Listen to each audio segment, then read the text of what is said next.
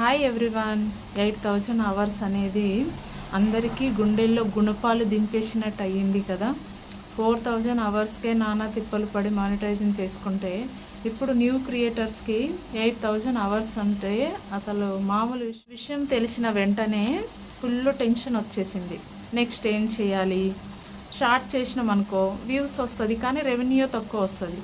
Video చేసినాం అనుకో అసలు చూసే వాళ్ళే ఉండరు, ఎందుకంటే న్యూ క్రియేటర్కి ఫాలోవర్స్ తక్కువ ఉంటారు. ఏ డౌట్, 8000 అవర్స్ అనేది పాసిబులా?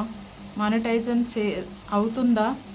మనం ఇప్పుడు యూట్యూబ్లో ఛానల్స్ రన్నింగ్ చేయాలా, షార్ట్స్ చేయాలా, వీడియో చేయాలా వద్దా, అసలు స్టాప్ చేసేయాలా అని డౌట్ అనేది విషయాలు డీటెయిల్గా మాట్లాడుకుందాం. ఈ వీడియోను స్కిప్ చేయకుండా చూడండి. కావాలి అంటే స్పీడ్లో పెట్టుకొని చూడండి, కానీ ఎండ్ వరకు వాచ్ అవర్స్ ఎలా తెచ్చుకోవాలి అనేది కాదు, నిజాలు మాట్లాడుకుందాం. ఇప్పుడు సడన్గా యూట్యూబ్ వాళ్ళు 8000 అవర్స్ ఎందుకు చేశారనుకుంటున్నారు?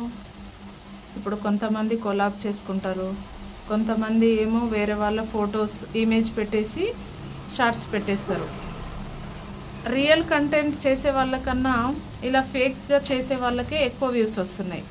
అలా అని రియల్ కంటెంట్ ఎవరు చేస్తున్నారు, ఫేక్ వాళ్ళు ఎవరు ఉన్నారు అనేది ఫిల్టర్ వేసేసి ఫిబ్రవరి నెక్స్ట్ ఎలా ఉంటుందంటే ఒరిజినల్ కంటెంట్ మాత్రమే ఉంటుంది. కొలాబ్ చేసేవాళ్ళు, ఇమేజ్ పెట్టుకొని వీడియోస్ సాంగ్స్ పెట్టుకునే వాళ్ళు, వీళ్ళందరికీ ఫిల్టర్ చేసి ఒకటి వీడియోస్ చేసే వాళ్ళకన్నా చూసే వాళ్ళే తగ్గిపోయిండ్రు. అలాంటప్పుడు యూట్యూబ్ వాళ్ళు రెవెన్యూ ఇవ్వడానికి అయితే ఆలోచిస్తారు కదా. వీళ్ళు ఎవరికి టాలెంట్ ఉంది, ఎవరికి టాలెంట్ లేదు, ఒరిజినల్ కంటెంట్ ఎవరు చేస్తున్నారు, ఫేక్ ఎవరు ఉన్నారు అనేది. నేను మానిటైజేషన్ కోసం అయితే చాలా టెన్షన్ పడ్డాను.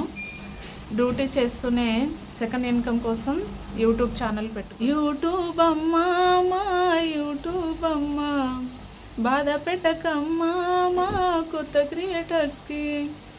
అన్నము తినబొద్దైతలే, వాటరు తాగబొద్దైతలే, ఏమి చెయ్యాలిరా.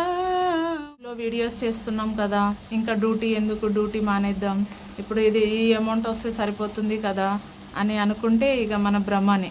ఎందుకంటే ఇప్పటికే 8000 అంటేనే అందరికీ గుబేల్ అంటుంది.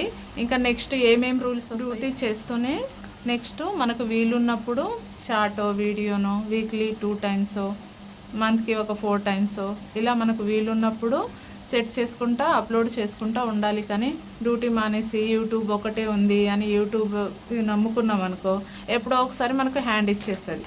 ఇప్పుడు ఇచ్చింది కదా 8000 అన్నట్టు నెక్స్ట్ కూడా మనకు ఆ విషయమే మాట్లాడుకుందాం.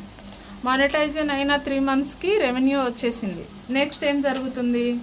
షార్ట్స్కి వ్యూస్ తగ్గినాయి, వీడియో పెడితే చూసే వాళ్ళే ఉండరు.